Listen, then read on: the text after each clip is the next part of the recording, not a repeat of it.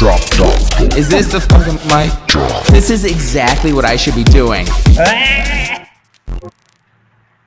What's up, and welcome to this week's special episode of The Drop, your weekly source for all things NFT and crypto art, as well as upcoming drops by notable people in the Mograph industry. I'm Matt Milstead, joined by my co-host, of course, Mr. Dave Costi, and we've got a whole slew of people joining us today. Creators, collectors, and all of the above. Starting off, we've got Octane Jesus himself, Mr. David Ariew. We've got collector extraordinaire, Mr. Peter Costi. Thanks for having me, guys. And another amazing NFT artist. Just don't say that he's ripping off Five Nights at Freddy's, because he's not. He changed it enough to where it looks different. Mr. Luis Miranda. Hey. Hey. Welcome, everyone. Thanks for joining us for this week. You know, I'm really excited, Peter, to have you specifically on the show, because Thanks, you know, you and I think share a common bond as, you know, fellow collectors. You know, I have way too many toys in my life, and once this started, I got the bug and I started collecting a lot, and then I ran out of money.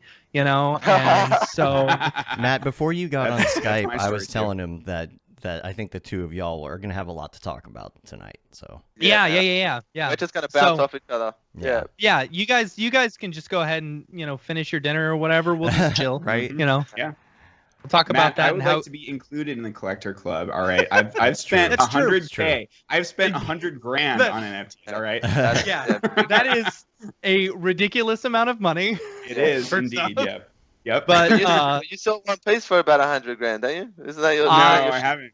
Oh, Matt did. I Matt sold one people. for $195,000. So, but I only made.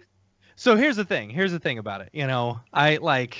Yeah, I mean that was great. It was life changing. It was life changing because I was basically able to pay off my debt. You know, but yeah, that is the most depressing part, is that I just paid off my debt and I made $195,000 and now I have no money. Yeah. Hey, that's So, better than I have being no in money. debt. So Better than being in debt. Yeah. Better than being in debt. 100%. That's what college will do for you. It'll make you have to buy a Beeple NFT and sell it, yeah. you know, in order to afford college. And speaking of which, I think this would be a good icebreaker. Let's talk about that Beeple. Yeah. Let's talk about Beeple. So coming up this weekend, Beeple's got a big drop starting tomorrow. Dave, I don't know if you're able to bring it up Is it on Nifty or what? Yeah, actually, let me see, because I've always got my Nifty up. 24/7. Yeah, I do. Really, I do. So Gotta the get those Beeple $1 Spring drops, Summer... bro. There's a chance. Right. Yeah, the, makers the $1 Beeple's- drops. The Beeple Spring Summer Collection 2021. It's the and then there's a Beeple bunch Spring of like, Summer Collection 2021. Sorry. man, if you've seen any of the cool boxes that he's got with these, they look so rad. Yes. Like Yeah. Just when he opens the box and Yeah, all the that lights right start there. like going Oh, all so in rad. cycles and stuff. It's so Yeah. cool. Great UX, man. Great UX. Mhm. totally. I don't know if he did that, if he designed all that himself, or if he's got like Nifty help him with the whole delivery process. But yeah, man, they're pretty cool. Yeah. Yeah. I feel like he had a large hand in it, but obviously, like, he's definitely got the cash now to like make whatever he wants, whatever his Right. vision happen. Yeah. So To build the was- team I was- as well. Yeah. I was chatting with him, like, when after. Oh, okay. Nice cars going by. That's cool. Sorry, that was my bad. I was chatting with him after the drop in December, you know, and I was like, man, because, you know, his original ones were $969 for those open editions. And I was like, what's your profit margin? Like, how much does it cost for those boxes? And he was telling me it cost about $400 to $500 per box, you know? Wow. So he really wasn't making that much on the open editions, you know. It was the single editions where he was making a lot of money. So I mean, I think some of these were expecting to go for a fair amount of money, you know, which will make up for the I bet $1. he made whatever more than options. that just on the secondary sales. I bet that, sure. like, because you don't think about Absolutely. that. I mean, yeah, totally. I mean, mine was, so for example, you know, he made 10% of my sale, so he made $19,500 just off of the sale that I did, you know, Yeah. which more than covers like almost all of them. But I think that's a genius. I think that's a genius part of the marketing thing that he's done with these raffles and whatnot. Because on one end, you come across as like giving, and you're giving back to the community. You're changing lives, but you're also guaranteed resales at some point, and those resales are going to be huge. So yeah, it's a brilliant idea, and I see Pac doing the same thing as well. I think he'll eventually do the same thing. I think anyone that breaks into that real upper echelon of multi-million-dollar sale category will do it, because it helps the community, and you're giving back, and you're pretty much guaranteed to get a trickle-down effect of secondary sales anyway. Totally. Yeah, I agree. And the I was gonna say something, and now I don't remember what it is. Yeah, on secondary sales for Into the Ether alone, he's made 270,000, because there's been just on Nifty. There's been 2,700,000. So that's just one of the 3 open editions from that first drop. So I imagine he's made probably very close to $1 million just on secondary sales from those 3. Yeah, that's awesome.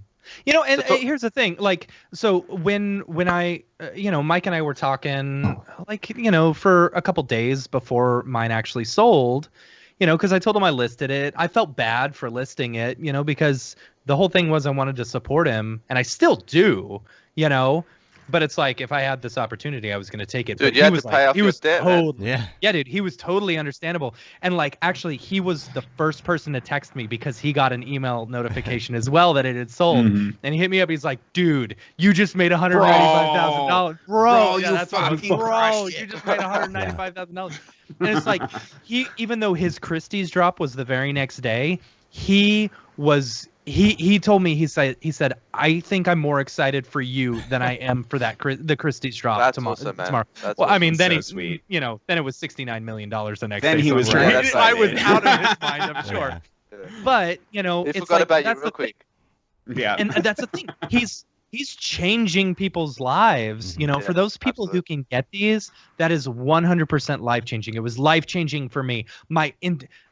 There is a point in time, like, where my life split off from when I sold that Beeple. Free Beeple. Schrodinger's Beeple. Schrodinger's Beeple, right? So talk about this new drop coming up, guys. So, from what I know, it's 1 to 100. You had to be under 100. I actually Under 100? I feel bad because I don't know any of the details on how you get some of them. I thought you were looking it up. Well, for one of the sets of 100, you have to already own a Beeple. So I'm very excited about that, because that gives us like a 1 in 10 chance or so, given that there's probably 1,000 Beeples out in the wild right now. Okay. I mean, that's assuming that everyone's going to take their Beeples back onto Nifty to try to get this. I mean, they probably will, but yeah. Yeah.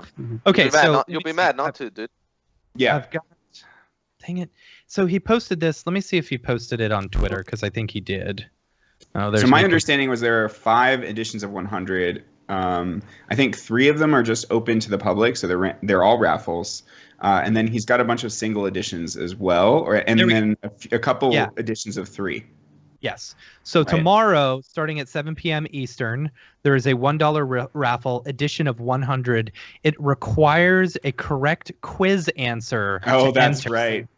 That's awesome. So I don't, and yeah. So I don't know what that one's about. At 8 p.m., there's a $1 raffle edition of 100 with a 1-minute time limit. So, wow. Yeah.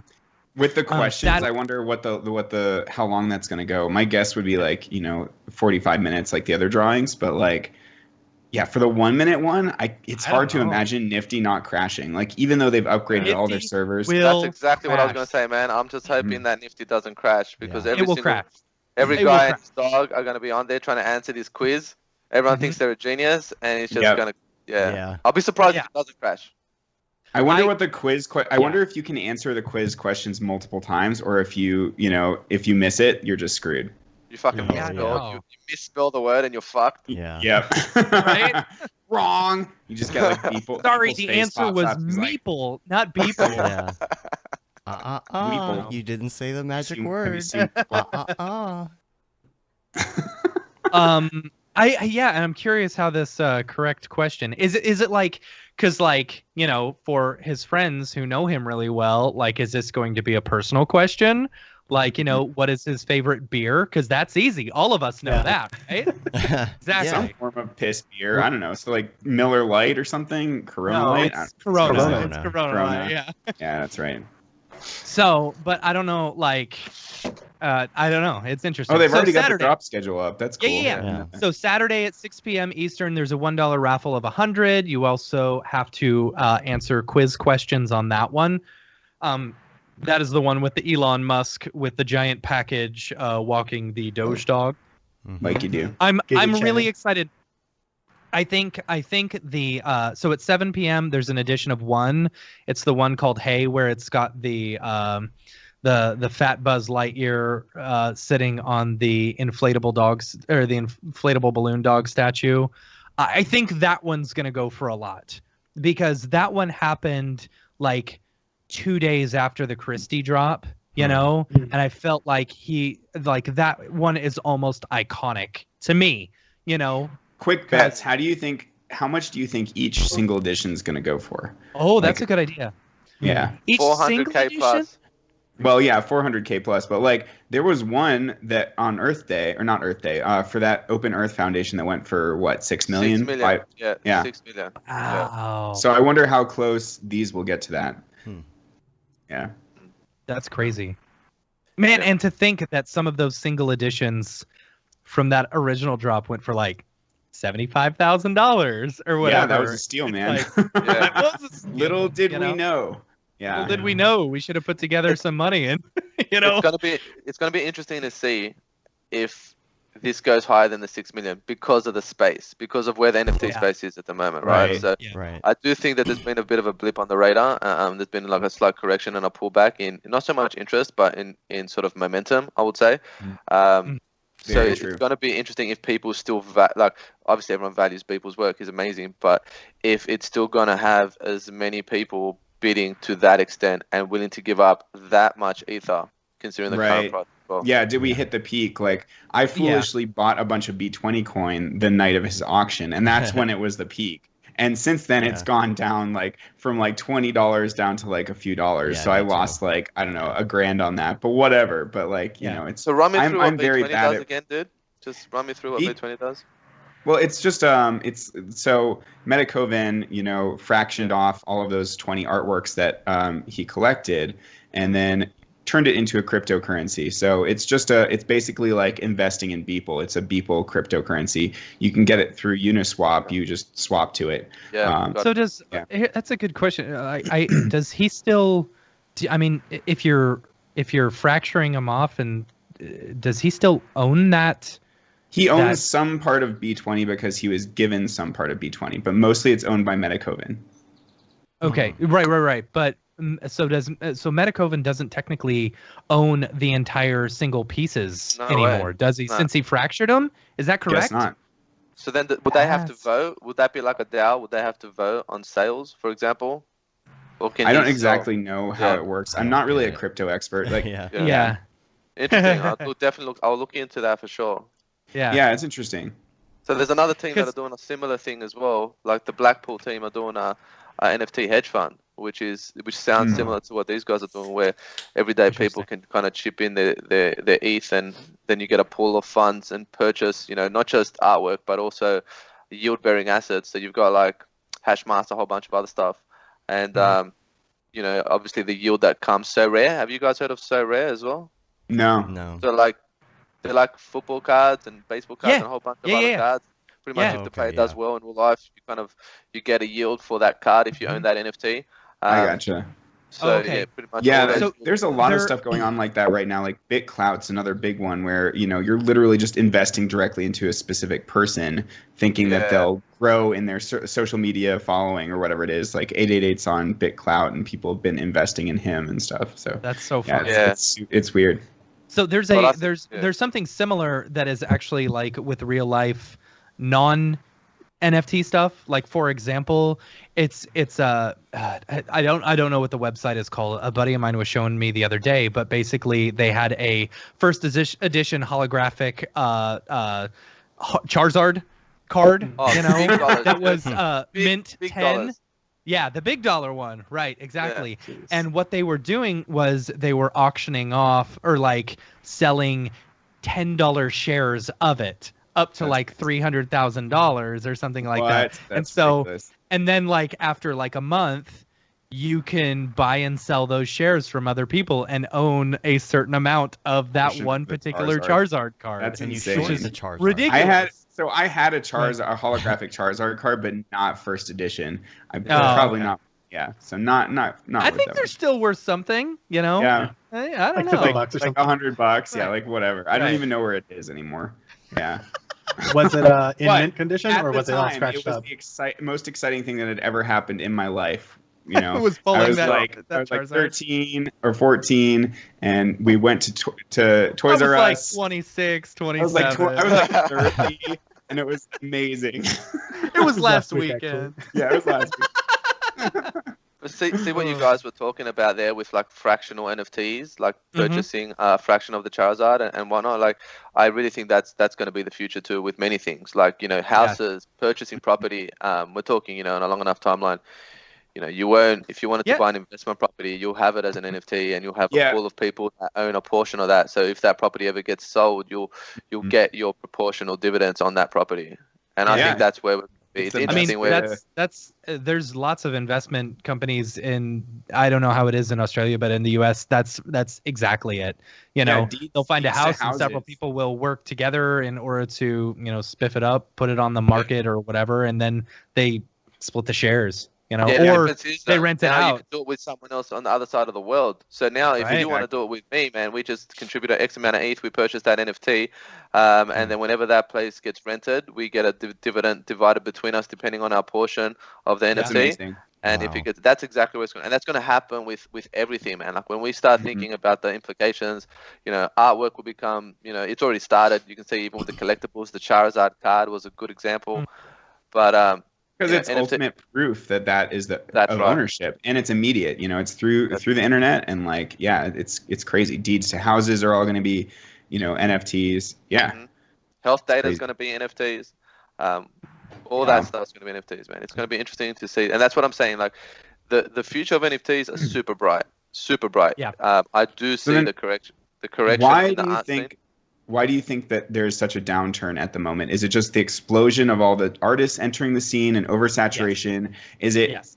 I'm asking Peter, Matt. I know, but I'm saying yes. Because he's got some interesting, like before the show we were talking, and he said he thinks it's because the price of ETH is rising, and to me that's super counterintuitive. That because you know, like Beeple was saying, like, well, if ETH crashes, that can kind of rain on all of our parade and make it so that collectors don't have enough money to purchase these things, because most collectors are in crypto, right? Mhm.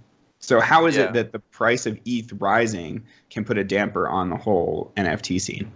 It's a psychological barrier. So if you think about it, unless you're in like that multi-$1,000 ETH category, which is, you know, a very, very small portion of the population, you're always going to calculate things back to USD. So as the value goes up, right, if you minted your piece at say 10 ETH a month ago, we've made nearly a 30% gain in a month on ETH. That's a parabolic rise. So now you're talking about, you know, potentially tens of thousands more in value for the same piece. And unless you are in that category of person that has 1,000 ETH, 2,000 ETH plus sitting in your wallet, you are going to convert that, whether you realize it or not. Subconsciously, you're going to say, well, that's a 6 months worth of rent. That's the repayment on my mortgage. You're going to do those mathematics.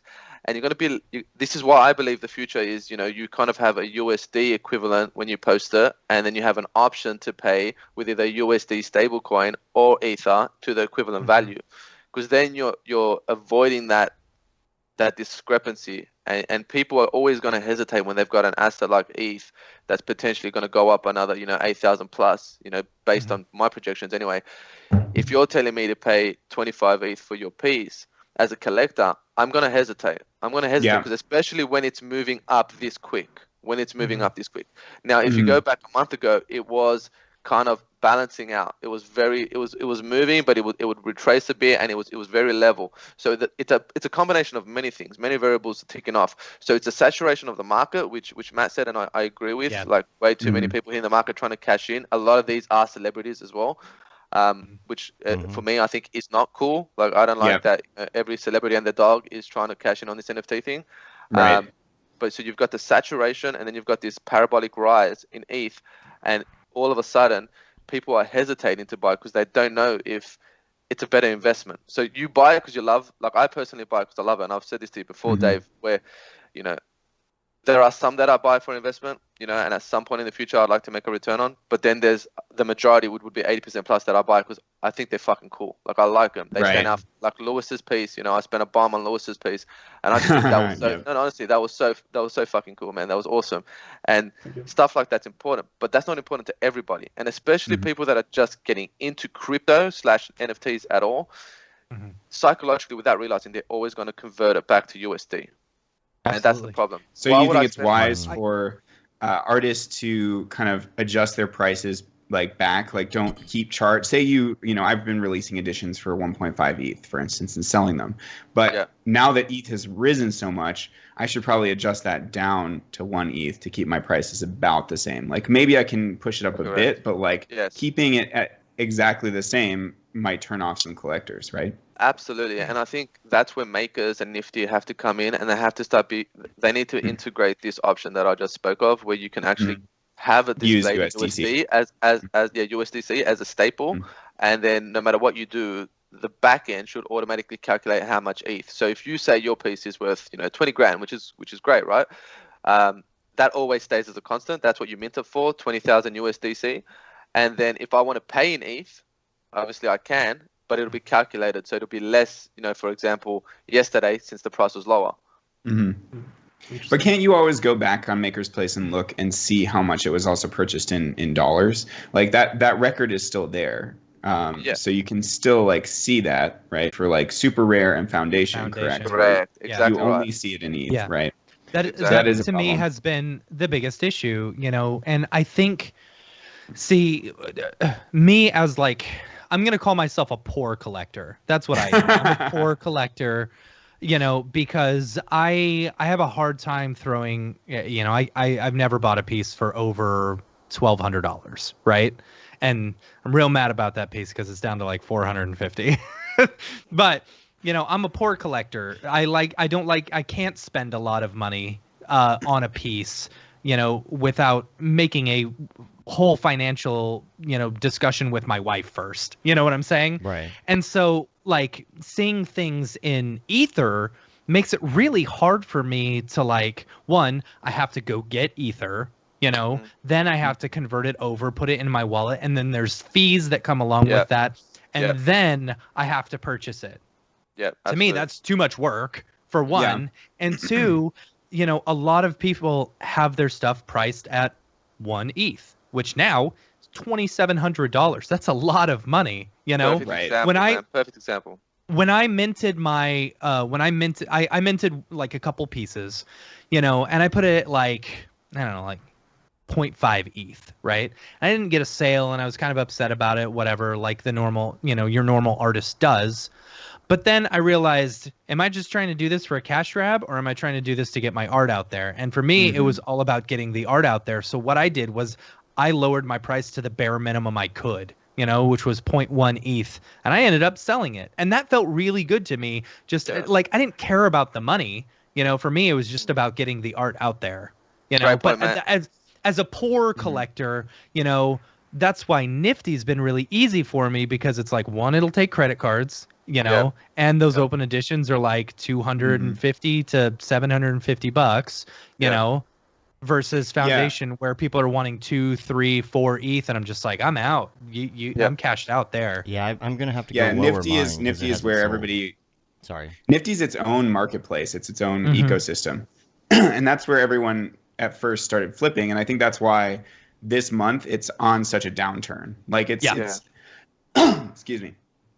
If you look at cryptoart.io, for instance, in February, Nifty pulled in $75 million for artists. Can we get that up? Can someone get that up? Yeah, David, can you send that over to Dave? To me. I'll bring it up. Sure. Yeah.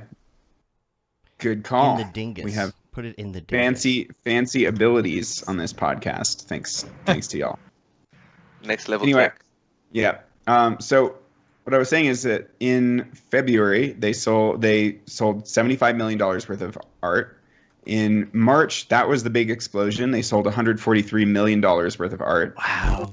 And now in April, it's 48 million. So that's actually a big drop even from February. Man. Now, other marketplaces are doing well. For instance, Foundation, February 1.94 million, March 16 million, April 17 million. Foundation's the only one that's increased throughout this whole time. Now, Foundation has also flooded the gates more and more and more. There's just, I think at this point there's like 10,000 artists on there perhaps. I don't know the exact numbers. They make it hard to know the exact numbers. But so that's why I still love being at Maker's Place, because it's much harder to get in and it's much easier to be discovered on Maker's Place essentially.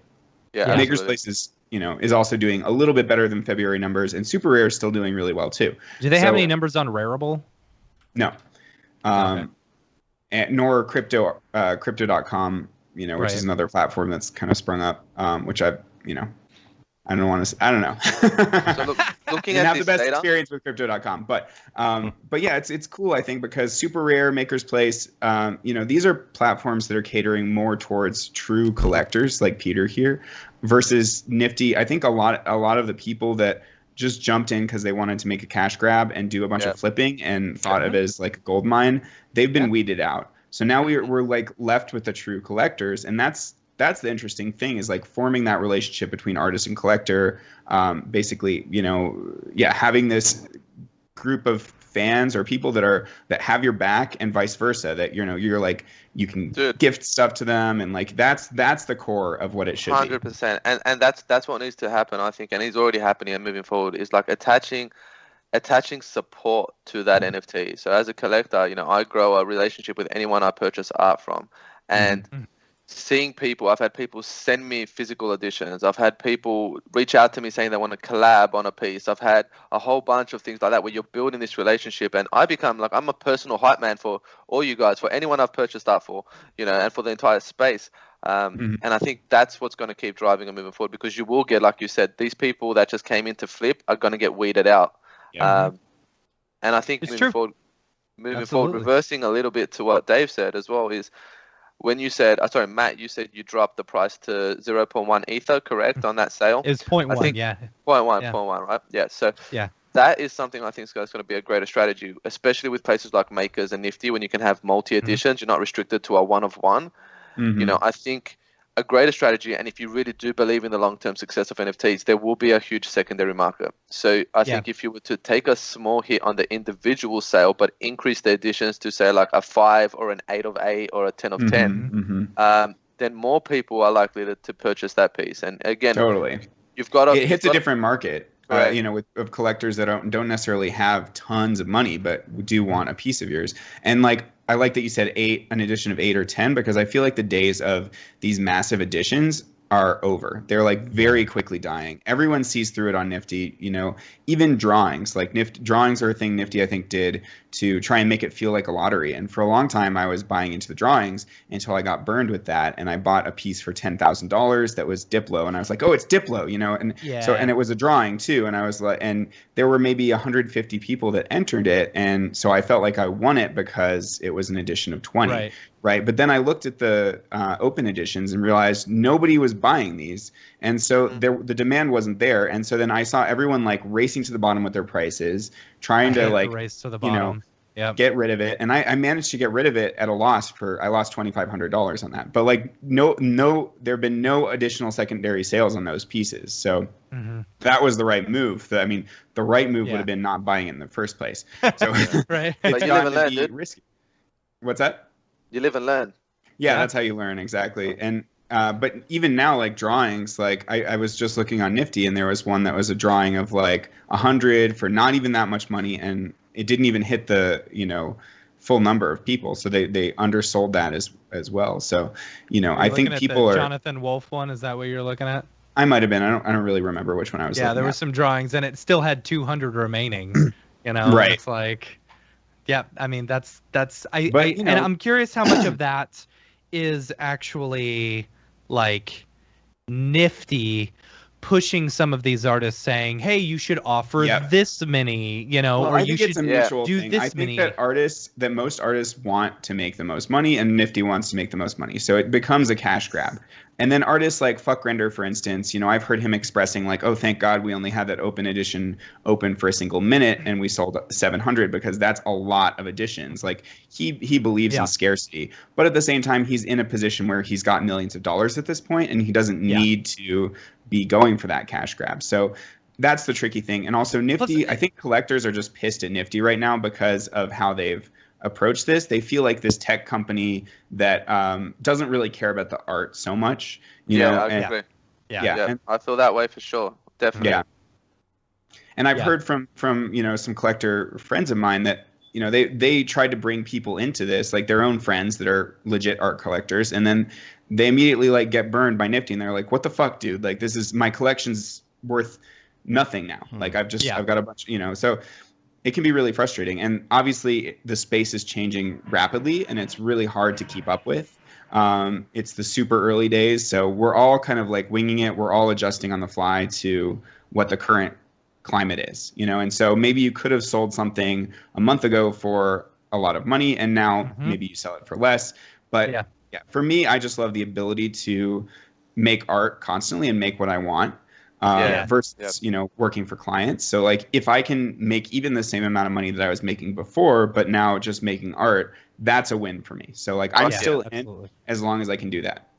Yeah, I think the genre plays a factor too. This is where I want to go to Lewis. Like I definitely think the genre, the style of art. If you had the data, you could see that there's certain genres that typically sell faster and better than other genres. Horror is like Lewis's specialty, right? But you know, you made a post not long ago, and you were talking about how you struggle to see horror sales. Is that right? Yeah. How do you see that? Yeah. So what was happening is I noticed that out of the 4 or 5 that I had posted that were horror, only 2 of them had sold. And then I started looking around, going like, are other people collecting? I even started asking collectors themselves, like, hey, are you guys interested, or what's the general consensus on this? And I started noticing more and more that people weren't really seeking that stuff out. And so, you know, it is my favorite kind of style. And so that bummed me out a little bit. So my response to that whole situation was I actually started seeking artists that do horror, and then I tried investing in them directly so that I could sort of be like the change I wanted to see in the world. But obviously I'm not a huge collector, so it's very hard for me to actually stimulate an entire genre of art. But you know, I gave it a try. But now I think places like what's that place? Hickenuk. Yeah, it's a lot easier to collect on there. It's Latin, that genre. You know. Yeah, it means something about I forgot what it means. But that was something that kind of like really bummed me out. But I don't know. I still believe in horror as a genre, and I do think that the long-term prospects for it are better than they are currently. Definitely. I think my opinion on that is horror is an amazing genre, and I think from a digital space, and this is where there might be a disconnect between the collector and the artist. For me personally, I love horror. I love horror movies. I love your work. I've purchased it, but personally, I prefer purchasing stuff that I can hang on my wall. And that's where I think it's so important to understand that, you know, as an artist, you guys are incredibly, you know, talented, but you're seeing it as work. You're seeing it as like, this is an amazing display of complexity of my skill set and someone else's skill set. To most collectors, and I look at that too, definitely, I look at the complexity behind the work, but to most collectors, they're like, hey, this is dope, this is cool, I'd love to hang this on my wall and flex to my mates. Like, that's there's so much more that goes into it. And I have heard a lot of artists be frustrated about, you know, certain people selling, you know, things for, it's like hard to understand sometimes when like Pac, for instance, sells a pixel or a square that's a single color, or you know there are ones I've seen on Foundation that are just very simple color gradients, but there's always a backstory. There's like you know it's like this artist has shown at the Louvre and whatever. Like there's you know that's or there's there are these ones going around that are these AI pieces that are single frames, right? They're like AI new generated portraits, right? And they're selling for $200,000 a pop, and it's like. Why? But then you read the backstory, and it's because they were some of the first NFTs ever created, and they were given to an audience, I think, at some conference, and almost everyone threw them away and thought they were garbage. And so there are only maybe like 10 of them in existence. So they're extremely rare. They're some of the first NFTs. So that's why the collectors are buying them. So we don't often know why collectors are buying specific things, and a lot of artists take it personally. They're like, my work is so much better and more technically, there's so much more technical merit, but it's a different playing field, right? Yeah, that's what I was going to say. Yeah, we were talking about this with Chad Ashley a few weeks ago. It's like, because, we as artists, we know how the sausage is made, so when you see, someone post a cube and with a bunch of cloners or something in the shape of a cube, we know how it's done, and we know that probably only took 15 minutes to do. Right. But right. it like Peter said, it could be dope. It could look cool. If people did that, then it would sell. Exactly. It could be composition. There's so many things that go into it. Just like, there are different styles of art. There's trash art. There's like, just shiny, like retro looking art. And also collectors oftentimes kind of decide as a group, like, this is valuable. And so, the value is a perception, if everybody decides this thing is really valuable, then it is, so it's just, you have to get basically collectors to believe in you as an artist, believe that you're committed to the space. There's also how you communicate publicly on Twitter. Are you mysterious? Like, Pac gains a lot of clout by being mysterious. So there's just so many factors that go into it. There is a touch point there that, Dave, you can add value as well, and I think that's where you're going to see a lot of artists take it. Like with you guys and your schools and your tutorials. And I think this is a great idea moving forward. And I think it's going to happen inevitably. You're going to see people tie additional value to their artwork. So you're going to see, like, an exclusive tutorial, or you're going to be able to get into the school if you purchase one of these NFTs. Then it's no longer just a perception of value. It is now physical value, because you've got a subscription fee for your school, right? So you can actually start to see where that value comes in. Totally. Yeah, what's his name? Flamingos. Gosh, Gavin Shapiro. Yeah. Flamingos. Flamingos. Immediately I know what I'm talking about. Did you know that he's stopping flamingos? He is. Yes. Ceasing the flamingos. He's moving on to the next I'm sure. Right. Giraffes. Right. Dancing giraffes. No, but he did something similar with his Nifty drop, one that he did like 2 drops ago, where he was selling these open editions for like $250 of, a scene of the flamingos and stuff like that, and it's never ending, just like he does. I've got one too. I've got the Party of 9 as well. Oh, do you? Yeah, that one's good. Nice. Yeah, see, I bought 2 of those. I flipped one of them. I kept the other one, but they come with the ability to download the project files. And for the next like few weeks after that, you were able to you saw tons of people posting, from his template that he gave out, which I thought was really cool. Absolutely. And another really cool thing he did was he made it so that I actually forgot what I was talking about. Totally blank. No. He made it so that there was like a little math problem he released or something that was like certain edition numbers that you had of that open edition would allow you to purchase another piece of his. Right. Yeah. So that actually creates even more scarcity. It makes it like into a game. So that's something we're seeing a lot more now with someone who did a drop the other day. They're a big celebrity, Calvin, someone. Maybe Calvin Harris. I can't remember. Calvin Harris. Yeah. So they made it so that you could only purchase if you had a previous piece of theirs. Same thing with Fuck Render. And actually, there was another edition of theirs that you could only enter the drawing if you had more than 150 Nifties. 150. So these things. So 150 Nifties. So yeah, and just like with Beeple, he's got a drop where you can only purchase if you are a Beeple holder. So he's like, that's really good because you're paying service to your collectors, the people that have supported you, and it's creating more scarcity. It's making it harder to actually acquire that art. Yeah, It's interesting. For sure.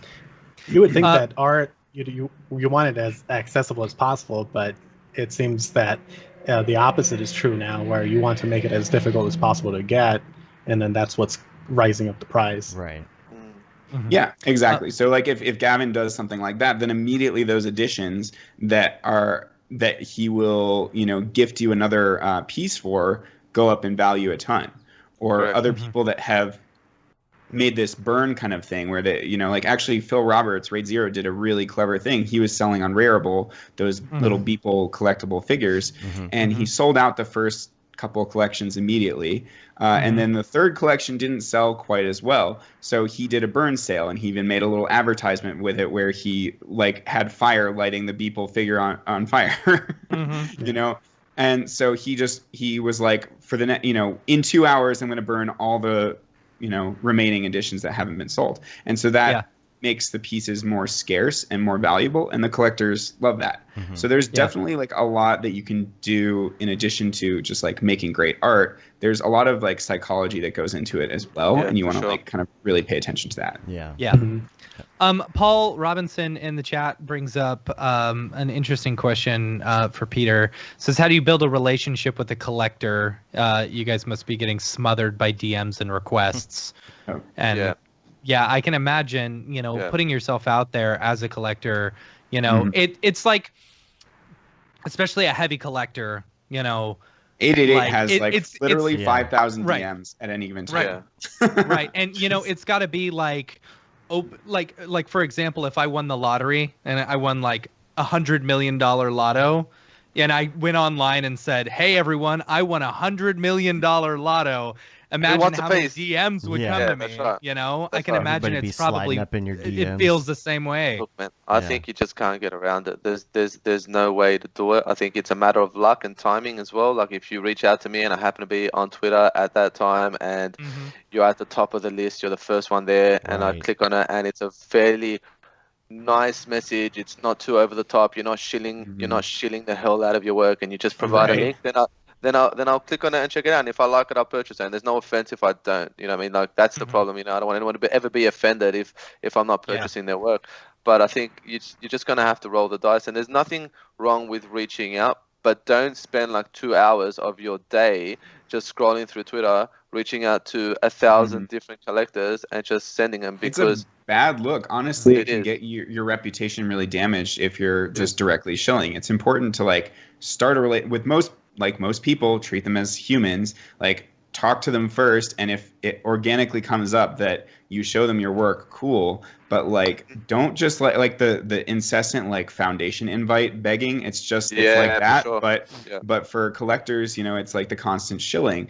And it's hilarious to see the threads on Twitter where people aren't even reading what the subject is. Like there are people that will just troll everyone by being like, shill me your collectors rather than shill me your NFTs, and people don't even read. They just start posting all their art, like hundreds of comments, as if that does anything. I hate that. It's like, that's just people trying to get followers as well. You know what I mean? Like, and you see collectors doing it too. You see a lot of shady collectors, which has really annoyed me too. Some of them don't even have any ETH to their name and haven't even built a collection, but they want to build a Twitter following, and they're like, I've got 20 collectors. They're like, I've got 20 ETH to spend. Show me your work, and I'm like, that is, you look at them, you try to find their collection, you can't find it anywhere. They've got nothing. They own nothing. It's just a lie. But if one, dude, Matt, I'll give you at least what I consider the blueprint, right? This is the blueprint to what I think, young or up and coming artists coming to NFT space should be doing. One is making great work that they're happy for. They're happy to produce. Don't make it just for the collectors. Make it because you're happy with it. That's number one. Number two, try and work the dynamics of your costing. Don't try and come out the gate and be, Octane Jesus. Don't come out the gate and no, that's the truth, man. Like be happy and look at the long-term value. So try and build gradual value. Start with like an 8 and 8 or a 10 out of 10 piece, and like have the total value of that at 2 ETH or 3 ETH, and it's an incremental thing that's easier to attain. Don't come out and say you want to have this one of one that sells for 25 grand. It's a bit unrealistic, and it could happen, but it's unrealistic, and then you're setting yourself up for disappointment. And then gradually, as your sales increase, make a gradual increase in your floor, in your sale floor. And then if you're doing that, you're gaining momentum, and in the background, every so often reach out to collectors. Every so often, Don't spend the majority of your time reaching out to collectors, because if you're a true collector, you're gonna be on Makers, you're gonna be on Nifty, you're gonna be on Red, you're gonna be looking around. Yeah, you'll find anyway. it. Yep. Exactly. And if you've got the sales, if you've used the first 2-3 steps already, and you're picking up momentum, the site will put you at the top of the list for featured anyway. So you're gonna come across a whole bunch of collectors anyway. That's cool. Yeah, and I think collectors often like to organically find work versus, you know, they're less likely to buy if someone's shilling to them directly. You know, at least that's what I've been told by many people. Because I mean, you can think of it from your own perspective. Like, it's fun to happen upon work that you really love and connect with, and you know, discover that work versus just like someone telling you what's good. You know. Yeah. Another thing that I've asked you guys is, sorry to cut you off, but you know, up and coming artists as well should potentially, if you're going to reach out to a collector, reach out for advice. You know, that's probably more likely to get us to, you know, give you some feedback and just give us an opinion, as opposed to like, hey, look at my work and purchase it. Yeah. Absolutely. Yeah. So the thing I was going to say is that even when I was like doing those small like little purchases, I even had people just like sending me really random DMs going like, hey, you want to buy my thing? And it was really strange because I was like, I'm not a big collector at all, but because I bought like 3 things that one day, all of a sudden I started getting all these really random messages, and it was like really obnoxious even. People shill to me a lot as if I'm a legit collector. It's pretty funny. But again, I ignore anybody that just blasts me with their, you know, with some foundation link. Like, it's spam. Yeah. Stephen Matthew had a good question here in the chat. He said, Peter, what are you most looking forward to with smart contracts? Is there something you'd like to be better in the current way typical sites are handling things for someone like you? In regards to smart contracts, as in the sale of the NFT, because there's not actually much smart contract action happening there. In regards to smart contracts in general and NFTs in general, I think we're getting there. I think it's getting better every day. I think, like I said, we spoke about it earlier, when we're going to have, you know, property, we're going to have everything tokenized, and you're going to have a fraction of an NFT. You're going to have health data on the blockchain as an NFT that's specific to you, that you can't transfer, that you can't sell. It'll be hard coded into the contract. There's a whole bunch of interesting things happening right now where, you know, you're going to be able to get yield from a lot of this stuff.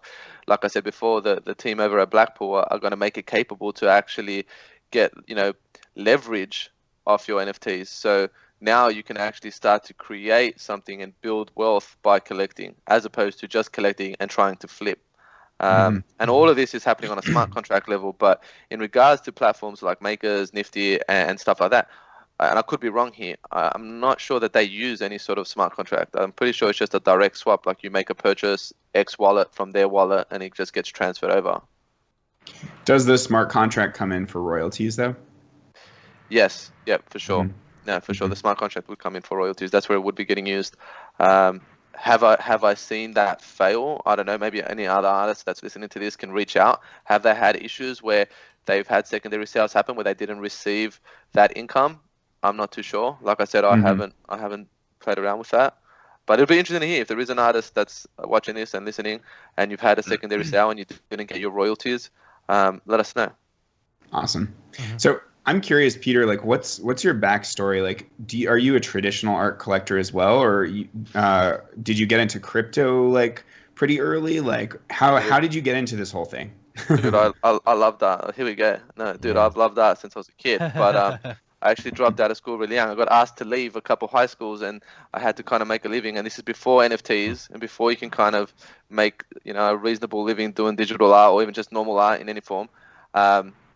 So I got into construction, and that was the background. So I ended up growing a reasonably successful construction company, and then spurged off into a few other side projects, and working on a startup at the moment, which is going to incorporate a lot of stuff from the crypto space too.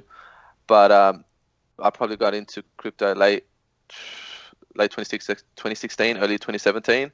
And that was it. And then just kind of fell in love with the whole space, still working obviously full time in all the other endeavors, but spending a lot of time in crypto for the last couple of years. In particular DeFi, like if you guys are familiar with the whole decentralized finance movement, you know, I'm a big believer that, you know, it will swallow up the banks. Yeah, absolutely. That's awesome. Yeah, so I noticed that you like collect mostly on Maker's Place. Is there a reason? Like, is that your favorite platform for a specific reason? First of all, I like the platform. I like that it's not saturated. Its UI is pretty good. It has crashed, especially during the Beeple raffles, which I wasn't happy about. But I'm sure they're all working on making that and making the service better.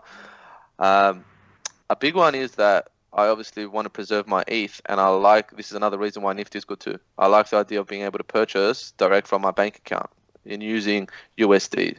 I think that's a huge value add for me anyway, as someone that is a big believer in decentral. And I've got crypto locked up on different accounts doing things for DeFi where I don't necessarily want to break that. And if I'm making a good yield, I don't necessarily want to end that.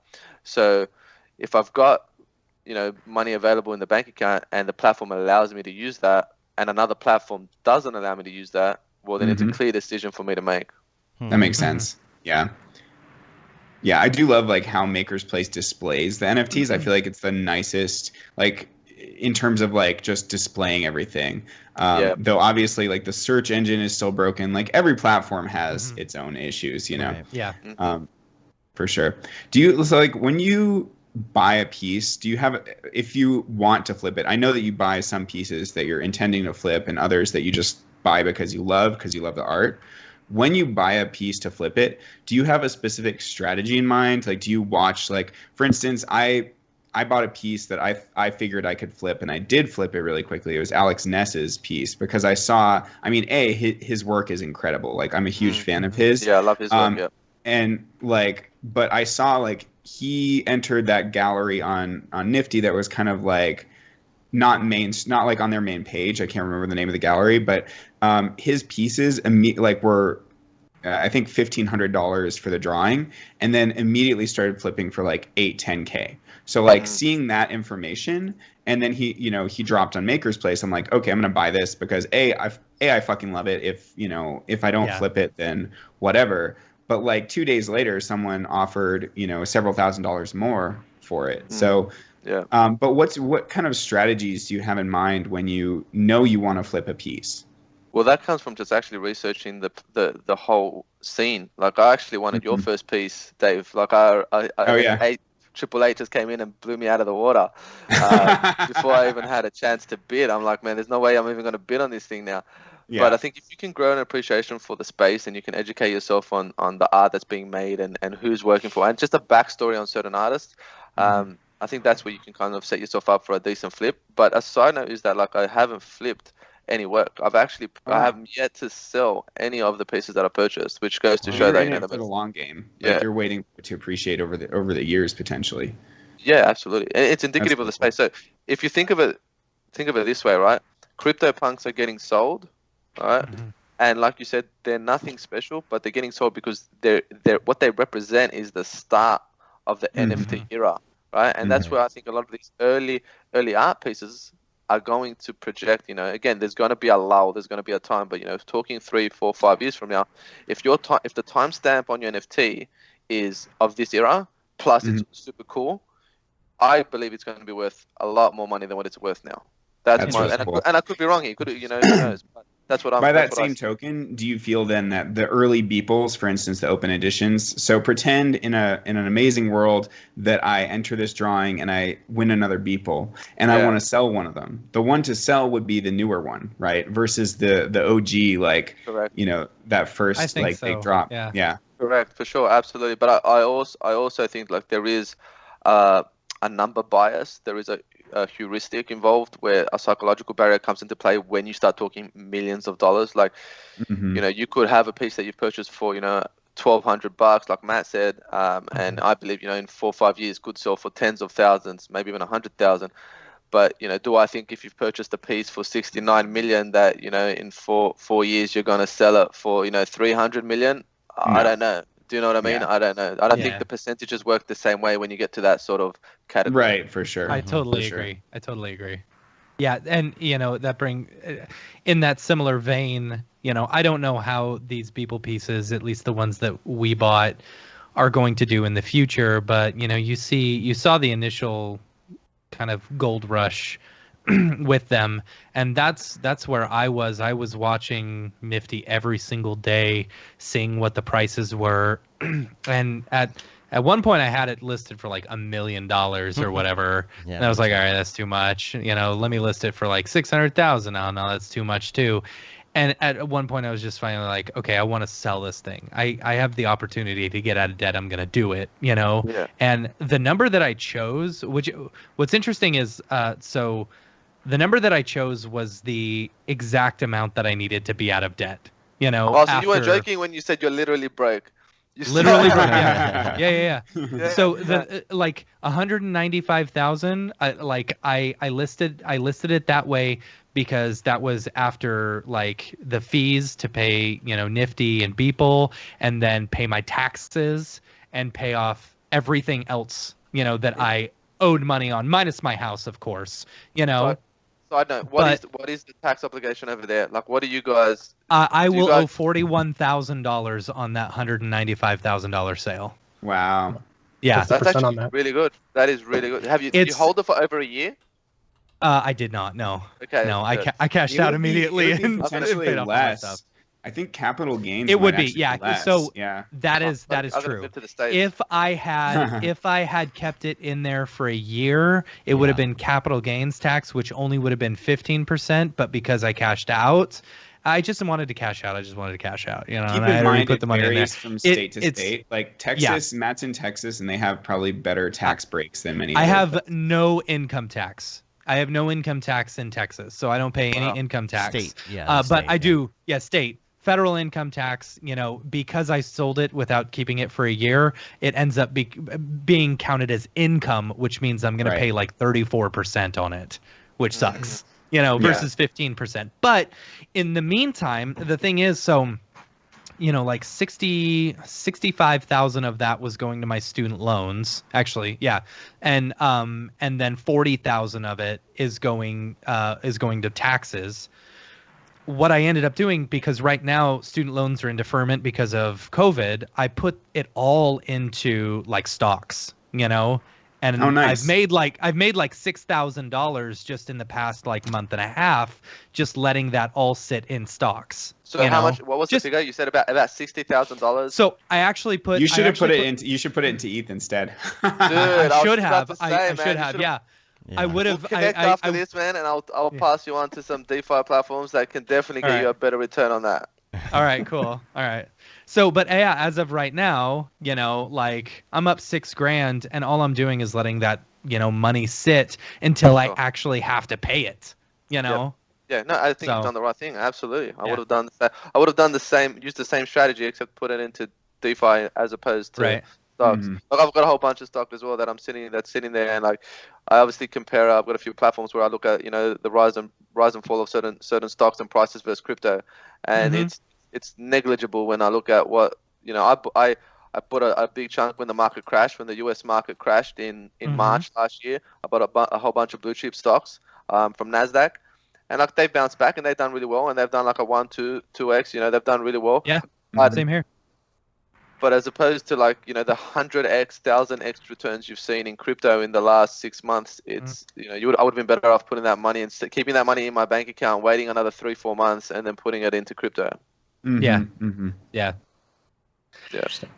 I mean, I think for me at least, the crypto space is scary.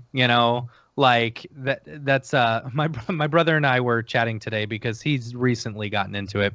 And he put a bunch of money in Bitcoin, and Bitcoin. I think he bought it like 50, and then he bought again at 55, and then he bought at 60. And now it was down to like 49 or something. And he's like, "Man, I hate Bitcoin. I'm gonna turn it. I'm gonna just cash out." And I was like, "You now sound like an actual crypto coin, a holder." Right now, because I've heard that from so many people. But the true holders, like expect the rises and falls, and it's more about like how far did it get from here to here over the course of the year. If you look at like the trend, the general trend, and you hold it for a long time, I think you do, it does really well. Well, then it comes back to asking the question, where do you see the whole financial system, 5, 10, 15 years from now?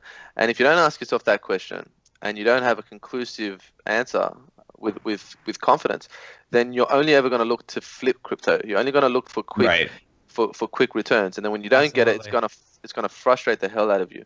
But if you see and you study and you take the time to understand where it's moving and where what gave birth to this and where it's going over the next 5-10 years, and you truly believe where it's going in the next 5-10 years, then it's easier for you to hold when there's a dip. Yeah. It becomes much easier. Because you know that it's technology that's going to get more and more traction, be more and more entrenched into our system. Right.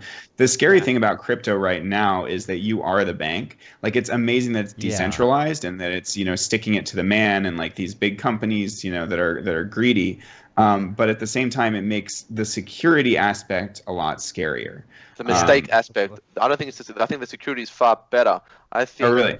Yeah, I think. Well, it's decentralized. There's no single point of failure. So, for example, your bank has one large database that if it, I'm sure they've got extensive security, but if it ever gets hacked, they've got everybody.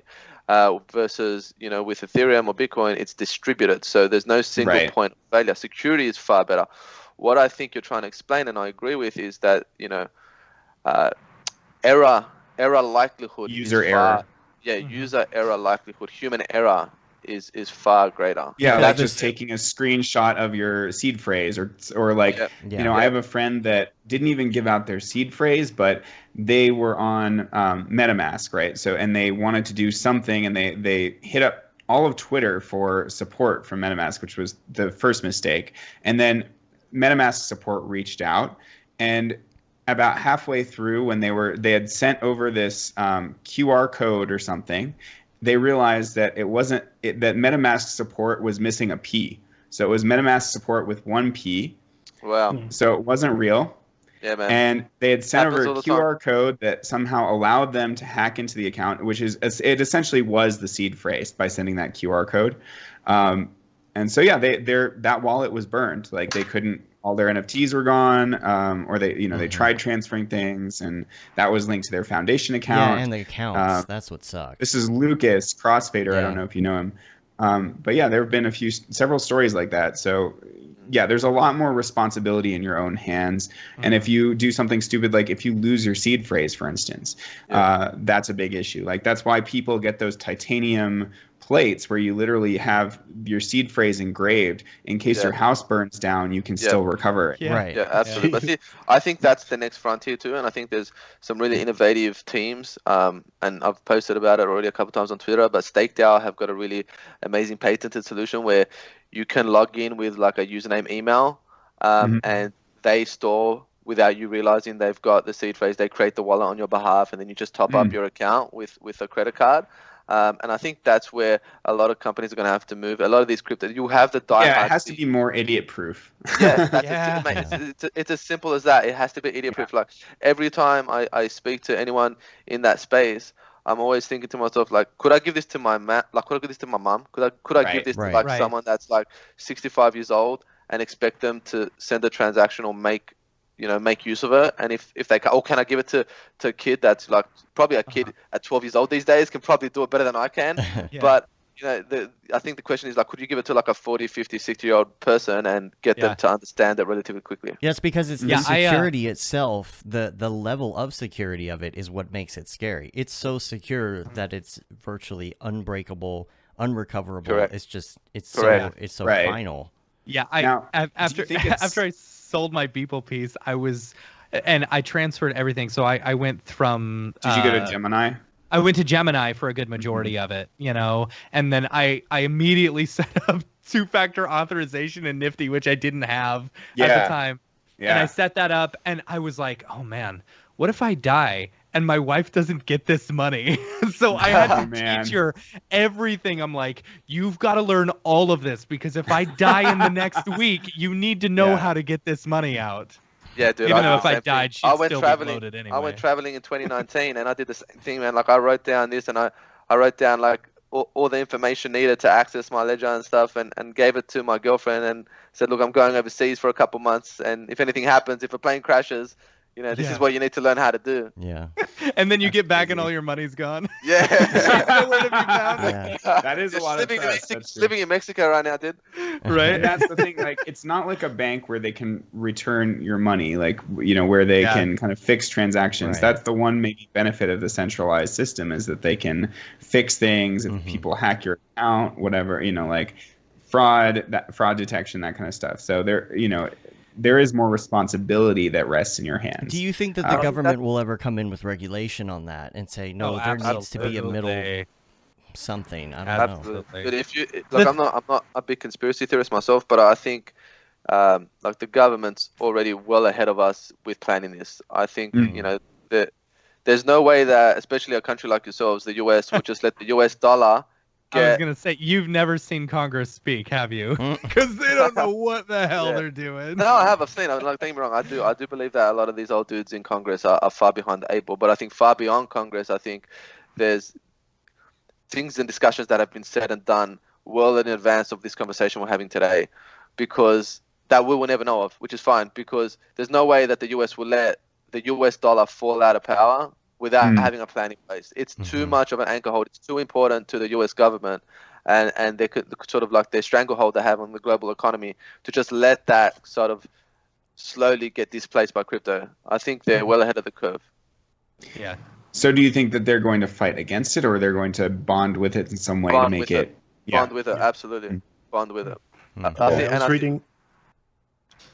I was reading that they were going to start making their own crypto for the USD and just get rid of, the dollar and just turn it into a digital currency.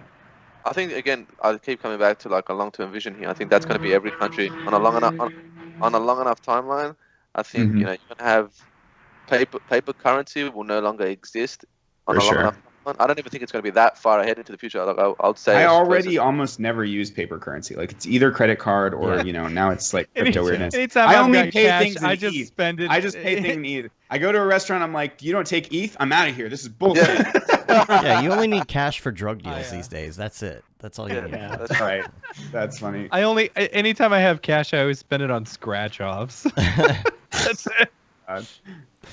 That's funny because back in the day with Silk Road, you used to use crypto to buy drugs, but now it seems like it's cash. Yeah. How about NFT scratch offs? I think that's the next frontier if we're talking strictly crypto. Like I think user experience, which you spoke about, Dave, is super important, and there's a lot of bright minds working on that and making it idiot proof or making it more idiot proof. But then I think the next frontier, as everyone onboards onto crypto and starts using it, it will be privacy. It's what you're talking about, Lewis, because at first everyone thought, well, this is great. This is, we can purchase drugs with it because no one can see what we're doing. Then you start to educate yourself and you're like, dude, there's a huge ledger of information that's there forever. It's there forever. They can see where you've sent your Bitcoin. So I do think, again, it comes in waves. Right now, NFT is a big wave. I think the next wave will be privacy. I think NFTs will then rise again as we start to see other uses for it. It's going to be an interesting 5 to 10 years.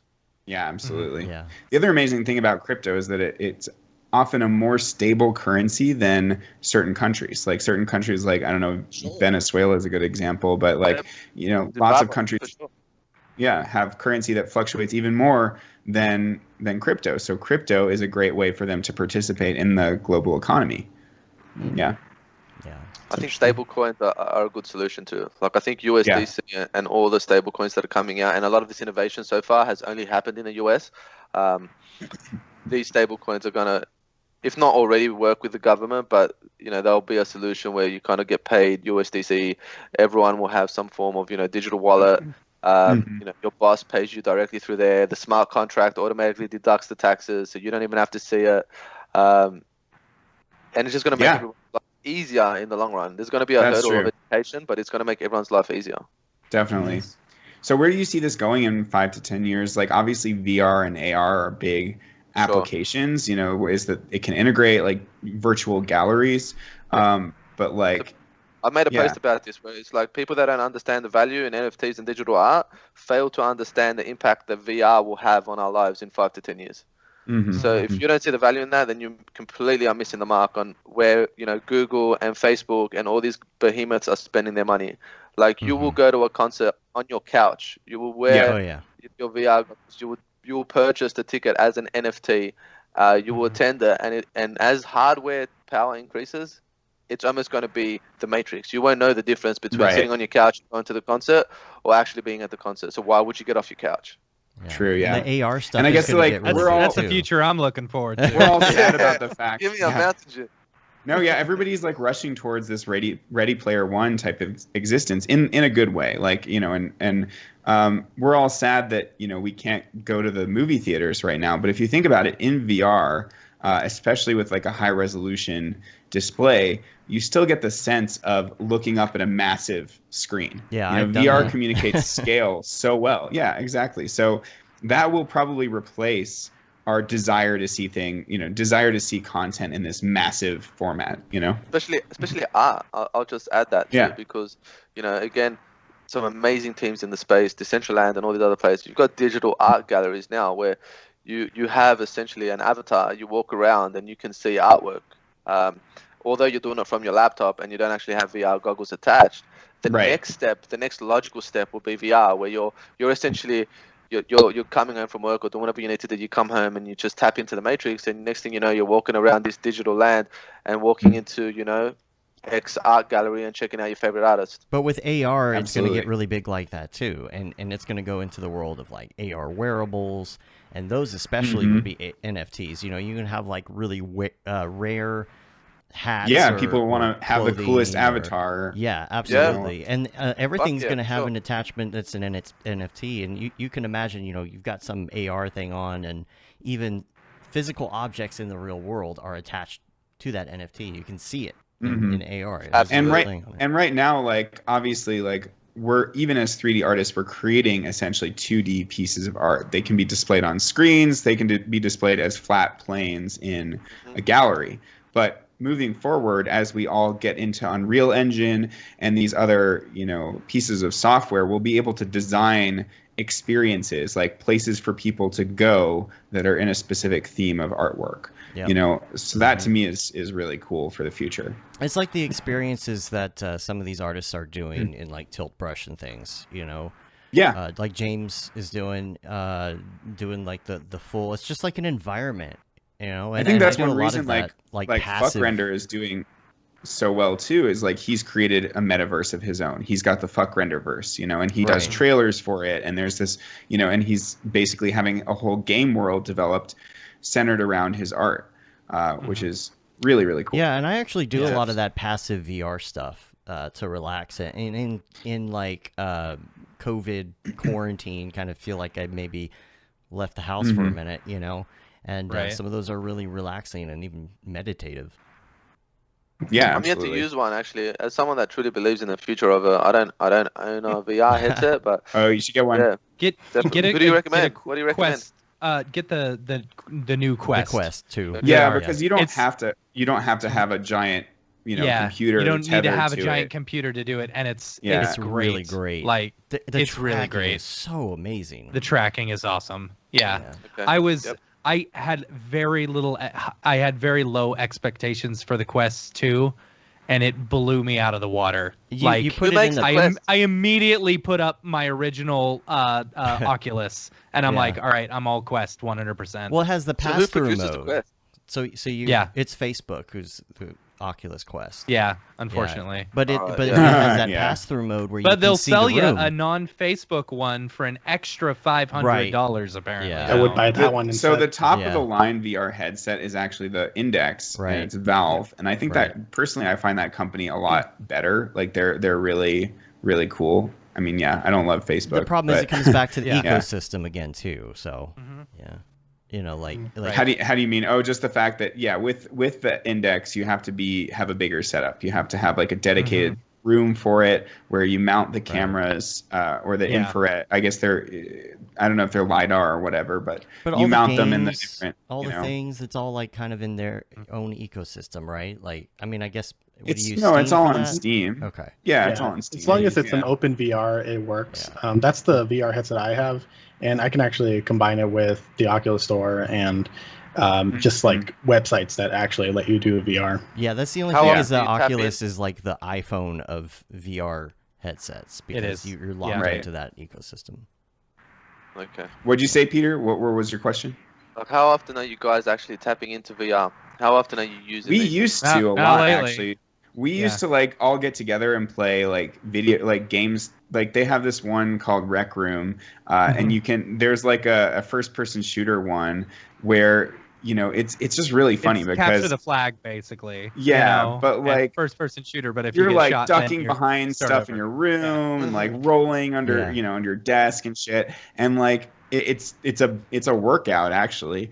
But the funny thing is like with the audio, you can hear each other better when you're close by, right? So Yeah. like Dave would be like all the way down the range and Yeah. then snipe me, and I'd be like motherfucker, and like from his end it's like yeah, no, but from his end he just hears like just like a real like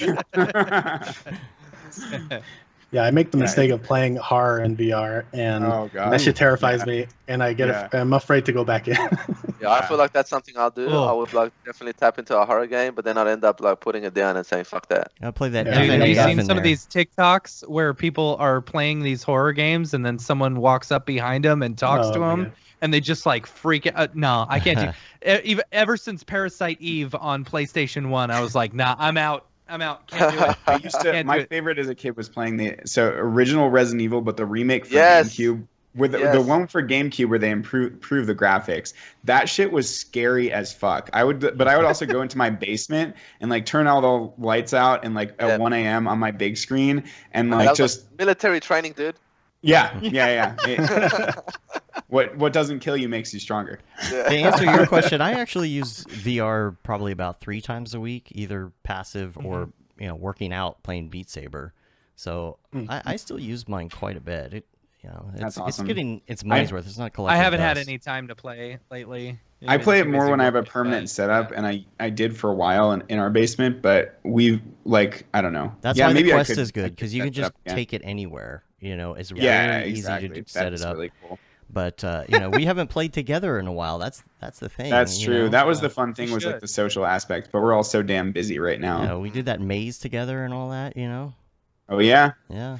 got That was sick so from awesome. the stupid like alt space whatever that was called. Like yeah, there. Yeah, Oh wow, the you pulled that selfie. picture up fast. Yeah. I'm the robot That's how I playing in roll. the background.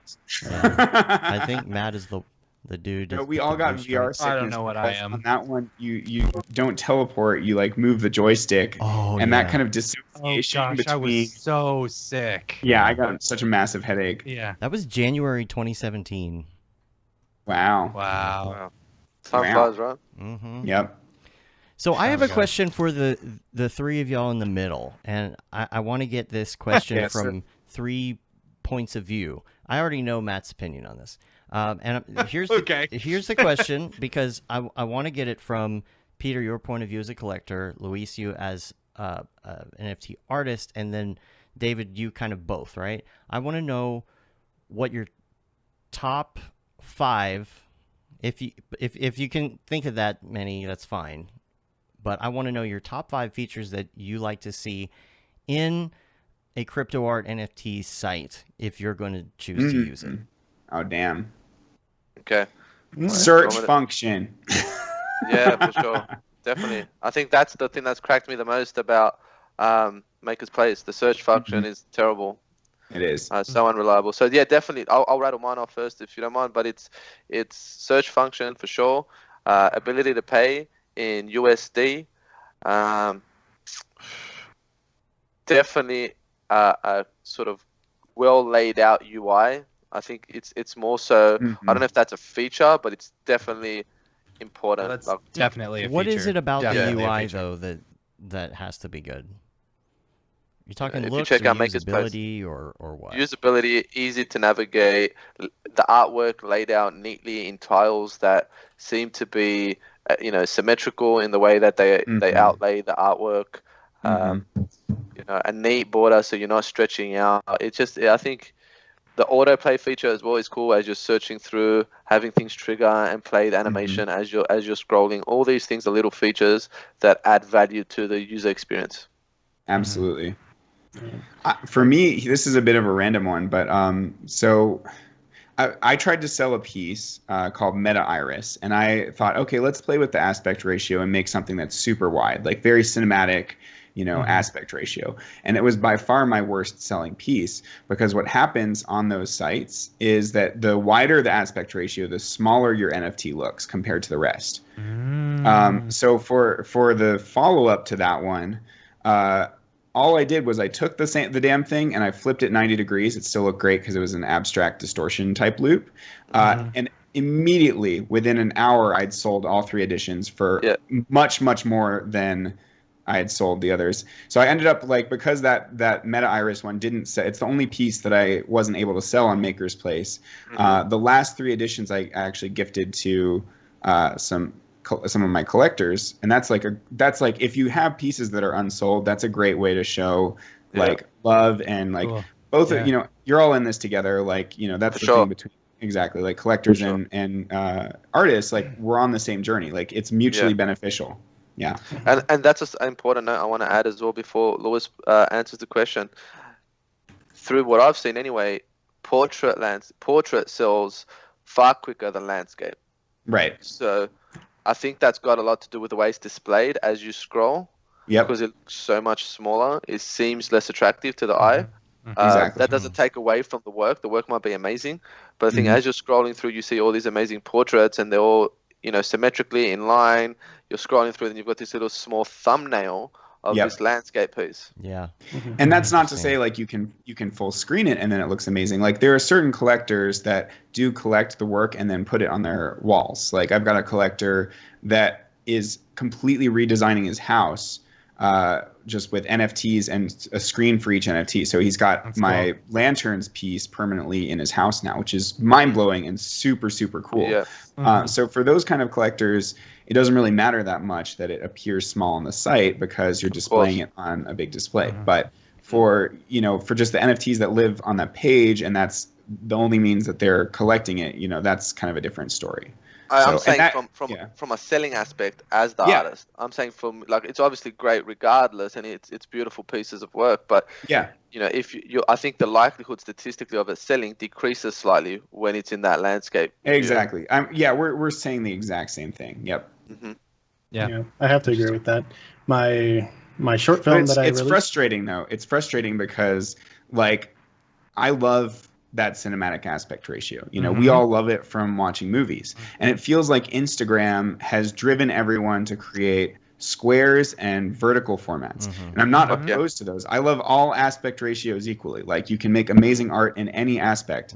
But I want to be able to play in those different realms with, you know, and experiment and not be like taking a hit because of that, if that makes sense. What were you saying, Luis?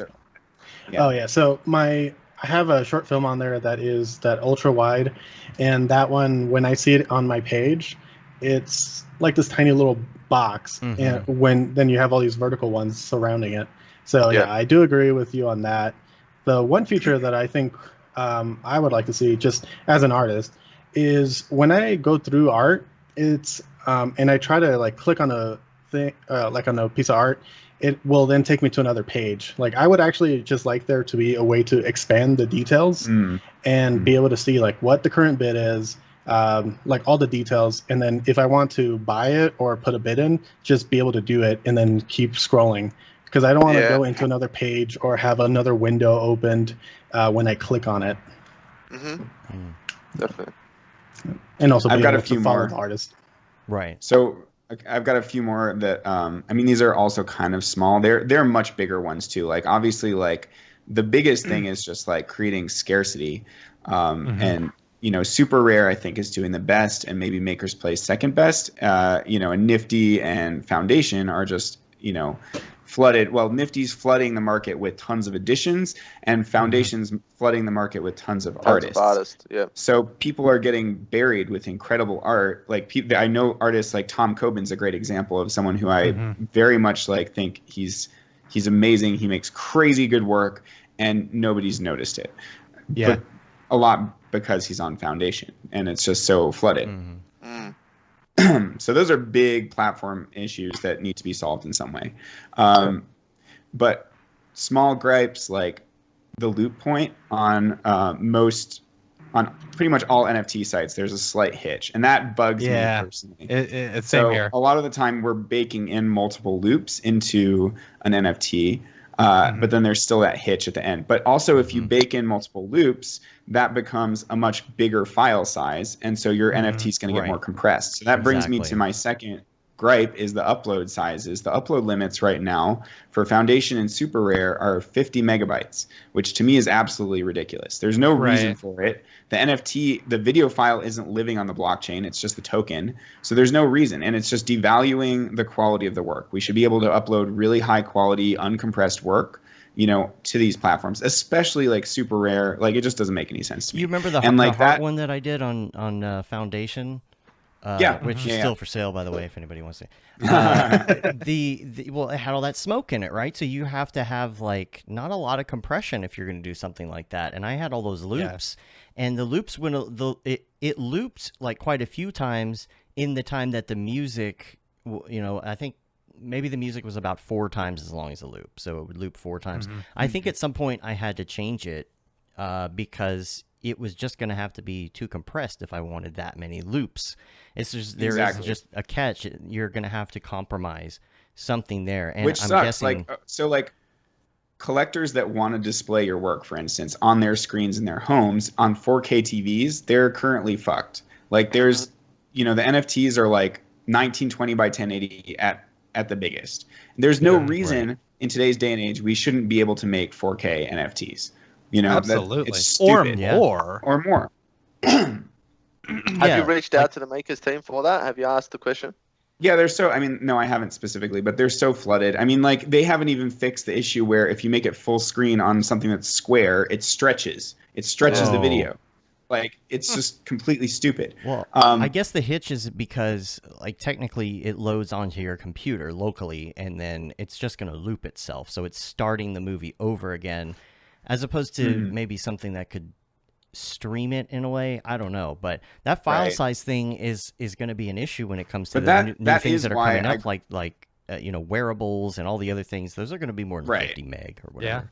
Yeah, totally. And that's why I gravitated towards Maker's Place, because again, I like love releasing like longer form cinematic pieces, and the only platform I can even do that on is Maker's Place, because 50 megabytes is just so damn small.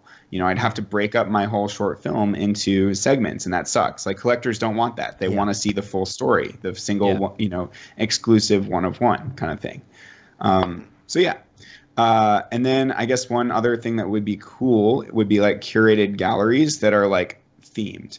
But Illustrator is working on that. He's got a site called Sevens Foundation, and we're actually, as a group, Get NFT, doing a curated gallery for his platform, which is really exciting. So I've asked like 25 of the biggest, you know, NFT artists to be curators for this, and we're hoping to get over 100 submissions, and then it'll be like culled down to like 77 kind of thing. But it's blind curations, which lets the art speak for itself, and the theme is distorted reality, which I think is a really cool theme. And so like that kind of thing, like creating a gallery that has a theme, that hasn't really been done, and it seems like such an obvious thing, you know.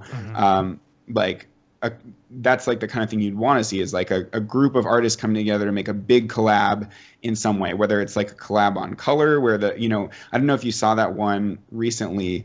It was this artistic collab on Behance that had nothing to do with NFTs, but everybody had to make a certain color render, and then when they were all put together, it created a gradient of pink from the top left to the bottom right, of like slightly different shades of pink. I thought that was so cool, and like, yeah, you've seen that. So that kind of thing could have been an NFT project and would have been amazing, and I'm sure collectors would have gone absolutely crazy for it. Yeah, for sure.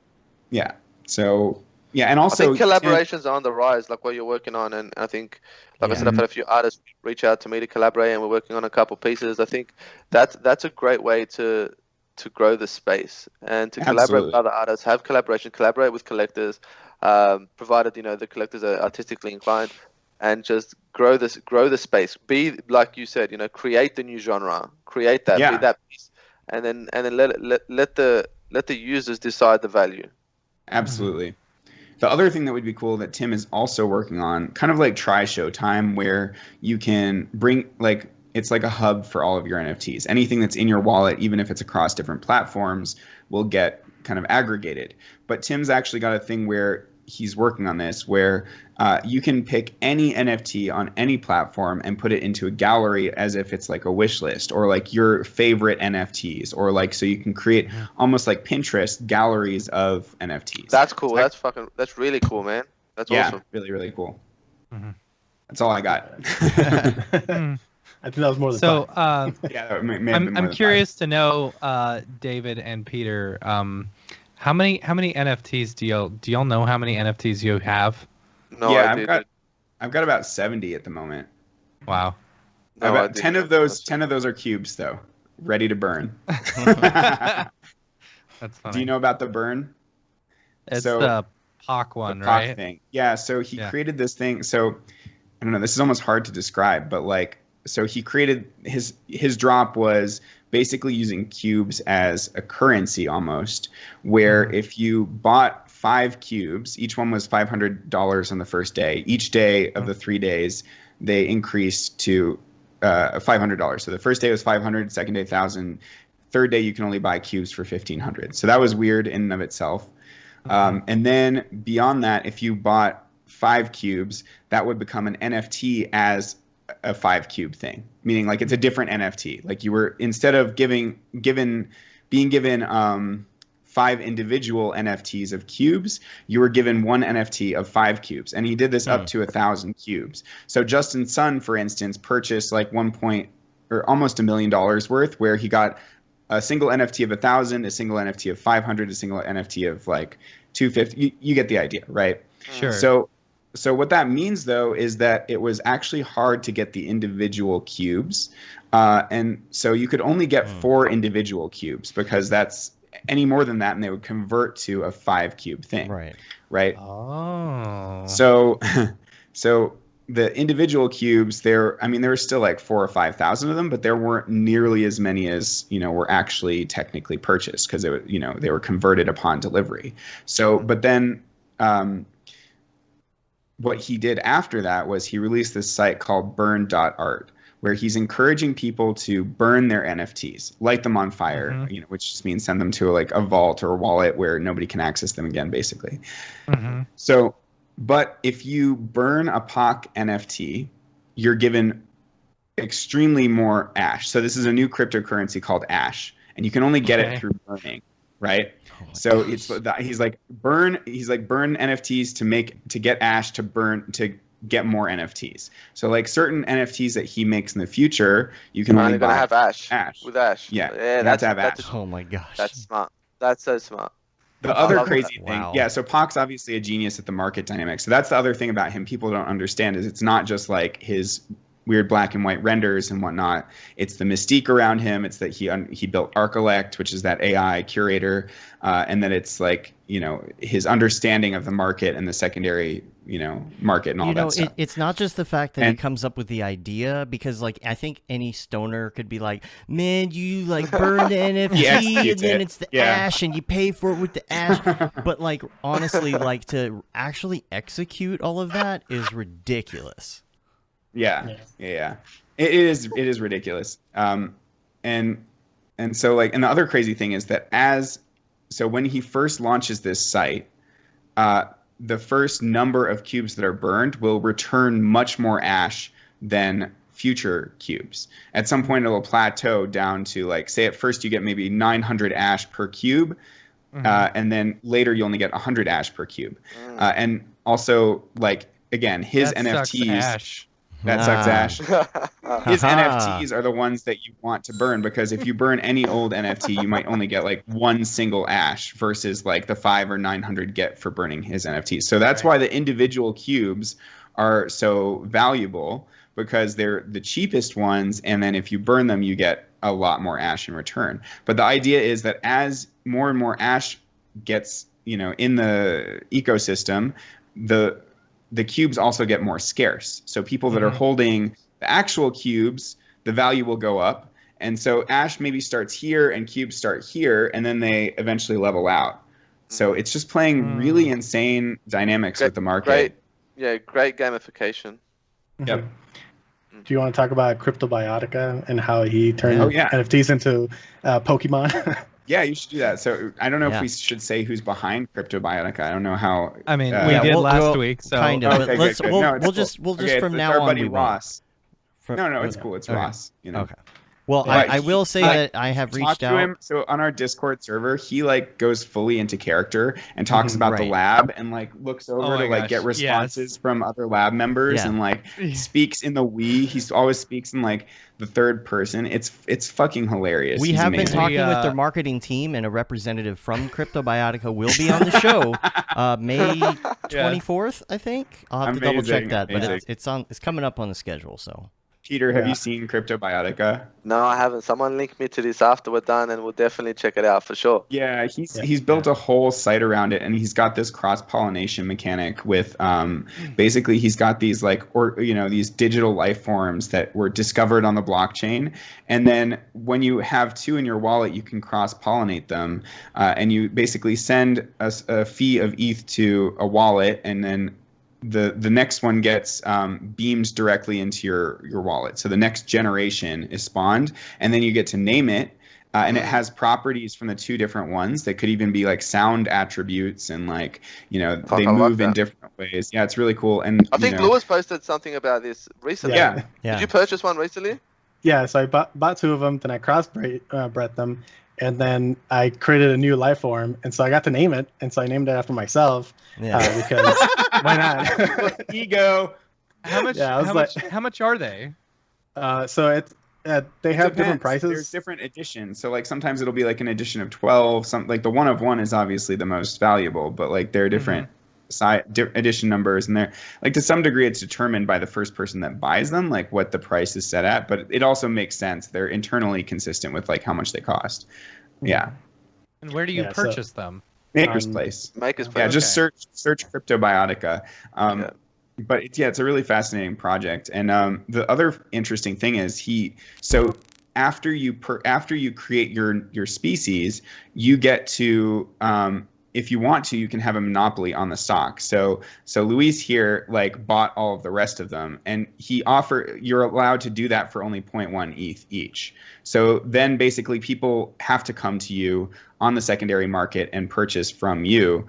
So you're given almost a stake in this whole project, which is to me is really cool. He's really thought this out in Look at all a super this- clever way. The website, like, look at Yeah, all the this. website, like the welcome page, like all of it's like so, like there's so much detail he put into it. I'm diagrams really and impressed. yields. Yeah, I was telling him that this is called unfiction, like his determination to stay within character and never. There's change. Billy's. That one on the right is Billy's. It's called he called it Midnight Popple.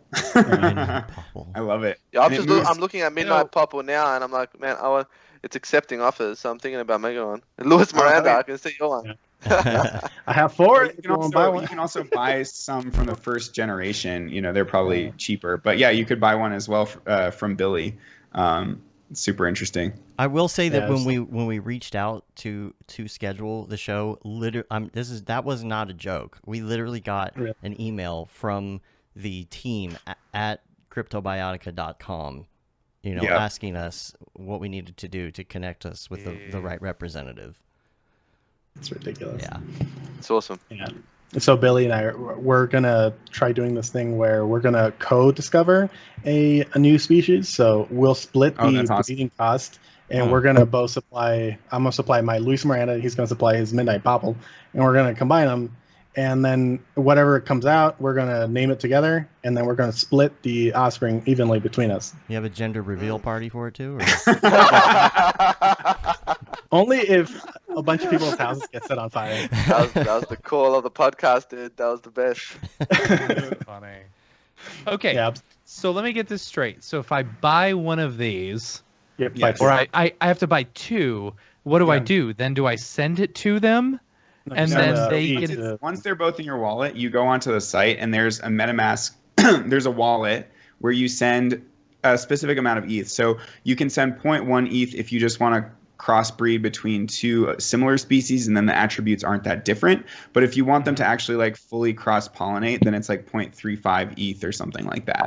Who determines if they're similar attributes? Like, is there a website where you can actually check? Yeah, or does it just on the tell you website- that they're not? there are like percentages, I think, but again, like with that 0.35, like they cross-pollinate and then they do take on very different attributes in the next generation. They're indicative of both parent species. Yeah, it's pretty interesting.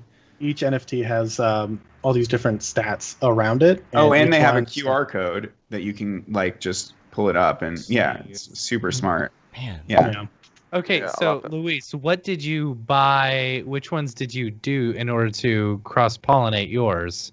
Okay, so I bought a Shimmering Quarry, which I believe is only 3 or 4. And then I bought a Shifter, which was edition of 12.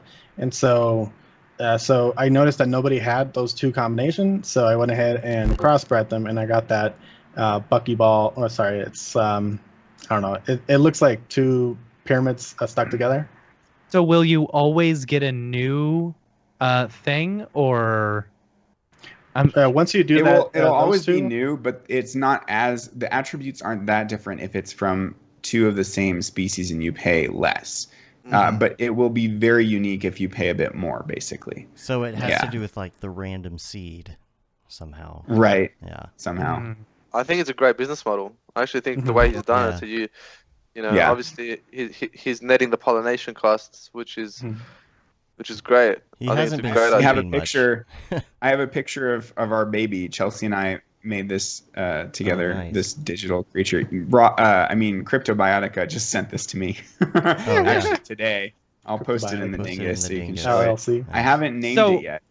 So what are you gonna name it? Oh, that's I great. don't know. I have to talk to my wife. I can't name So the baby. wait, you name it, and then does Cryptobiotica post They it on send Maker's you- Place? No, they send you an edition directly to your wallet. So you get one edition not for free, but that's the cost, like when you send that cross-pollination fee, so that you're basically buying an additional NFT. But then you also, if you want to, can purchase the rest of the stock. You also get to determine the number of editions. So you can say, this is an edition of 3, and then and then I want to buy the rest of them, or the other 2 for 0.1 ETH each, the option. So that's a cool. There it is. I don't know how it moves yet. So. Now are the movements different as well? Yes. Yeah. Nice. Yep. Okay. So mine were all cubes that were kind of shifting, but then others are, like what is it, like a metaball, and so it's a bunch of weird like volume stuff going on. And so I'm curious what would happen if you combine the volume one with the cubes and see what comes out afterwards. Yeah, Totally. And does he use a program, or does he actually sit there and then make it himself? So obviously it's all automated, so it would happen essentially in real time once you pollinate.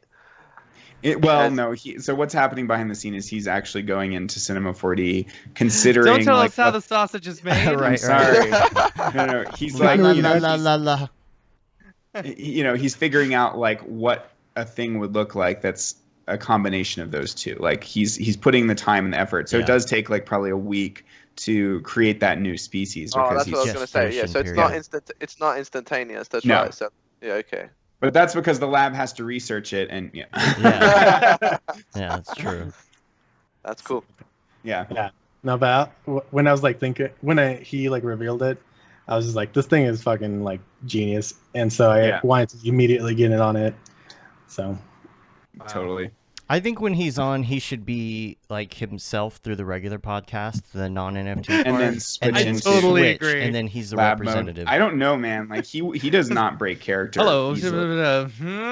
welcome to the even- drop. Yeah, Even he to takes off me the in glasses. direct messages, he doesn't break character. He's still Yeah. he's like, because he like has worked so hard on this thing that he's convinced himself that it's real. So he's like just speaking from that perspective constantly. yeah, I have to go like, hey, you can talk to me normal. Like, how much money do I need to send you? And he's like, well, the lab. I was like, okay, I get it. Nope. There's a typewriter on the other desk, and it has a message written on it. And you walk up, and it says, "Feeling fine."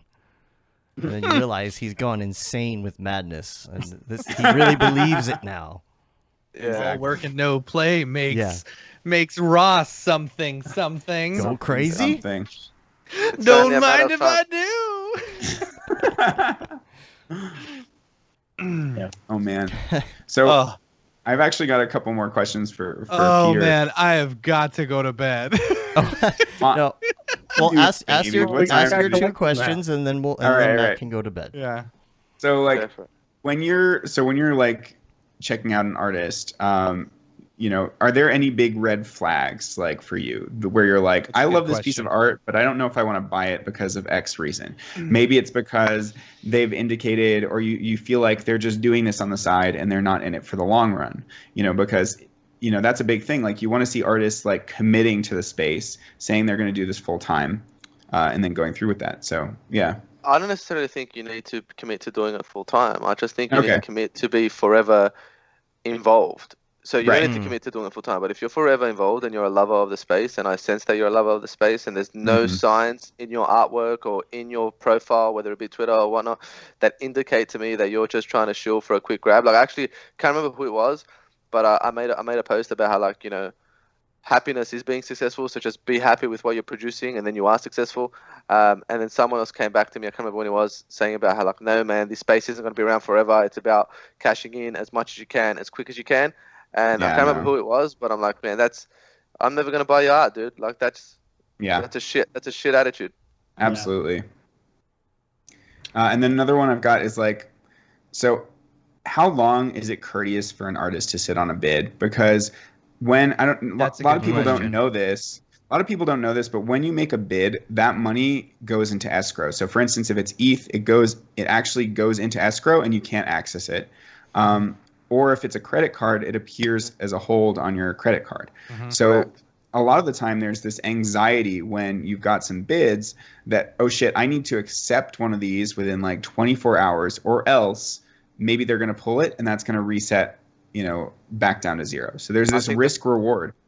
Okay, so this happened with me and my Vitali piece. So I've purchased a couple pieces from Vitali. If he's you're aware amazing, of that. He's amazing, artist. and he's such a good dude, man. And on top of the piece, when I purchased Scout Dog, he sent me an autographed piece, an autographed figure of the Scout. That's so cool. Which was amazing. And he's just a gentleman. But when I made a piece on his first last token piece, which ended up going on to sell for nearly 50 ETH, I think I was somewhere around the 20 ETH mark. And he was sitting there for a while, but he approached me within 2 days because I was starting to think, man, this is obviously not a figure that he's happy with.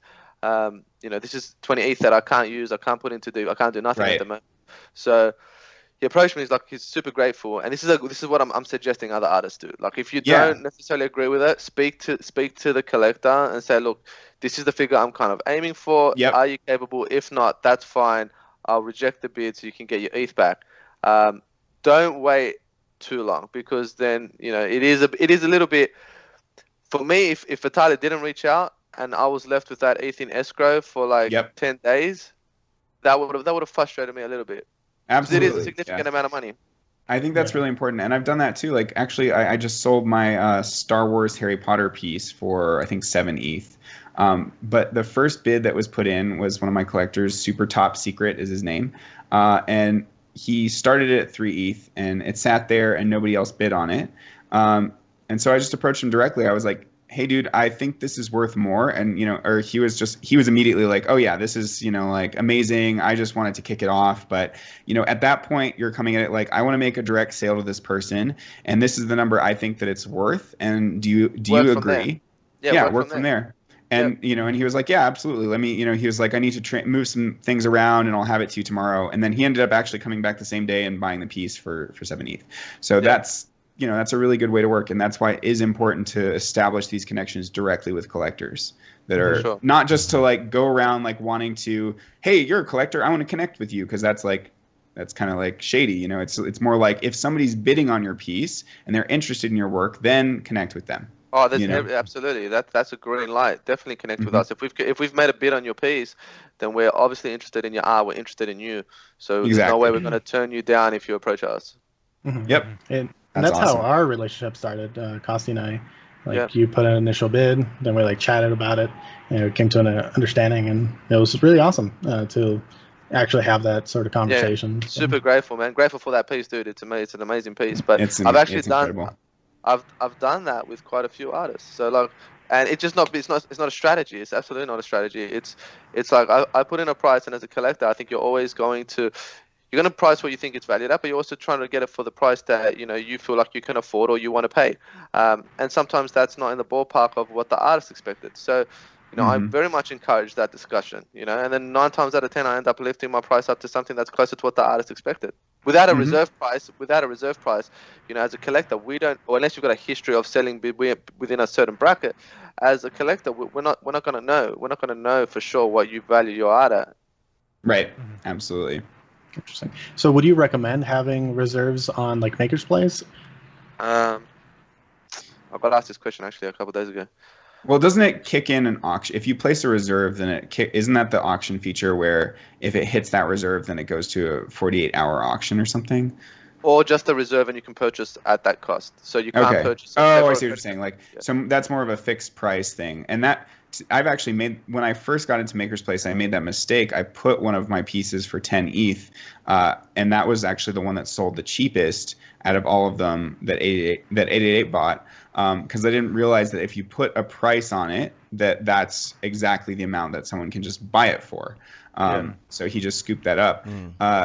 So yeah, that could be a good strategy if you're like, I want to sell it for this much, and then that's also communicating how much you think it's worth. Again, I usually do. Sorry, man. I think it's important to just factor in where you sit on the timeline of your time in the NFT space as well. So, you know, if it's your first piece and you're just entering the space, I do recommend just having a reserve and just kind of getting started there.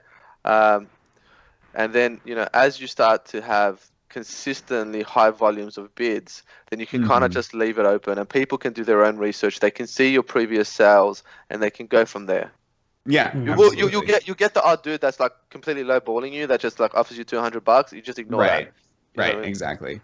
Yeah, that's great advice. Personally, I've found like the fixed price is great for editions because, like, you know, then you're making sure that each piece is valued the same and collectors can just come and scoop them up. And I find that easier. Obviously, it costs a bit more because there's an additional fee for listing a piece for, each one has a fee to both mint and list. But I think it's worth it because then you're saying, I'm selling this for, say it's 1 ETH, each edition is 1 ETH, you know, maybe one strategy I've seen some people do that are in high demand, like Alex Marks, for instance, is they'll list a price for editions 2 through 5, for instance. And then on the first edition, they let there be a bidding war, basically, because that's more, you know, people like the first edition the most. It's the most valuable typically. So, and that also like kind of drives up the price in general. And yeah. Interesting. Yeah. Oh, well, I think I've got to work on a project and Matt has to get to bed. All right. Well, I've got to work on a project and then get to bed. Oh, you got to work too. That sucks. Yeah. This was a really fun conversation. Yeah. By the way. Yeah, I know and I know it could go on for like 2 more hours because anytime we've got David Ariew on, and he's talking about stuff that he really enjoys. Yes, that's true. Yes.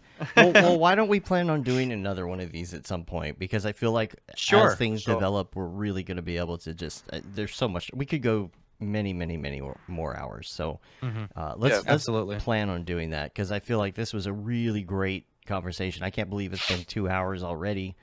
So damn. So before we go though, just everybody tell the audience where people can find you online if they want to chat with you or check out your work. Okay. Who wants to go first?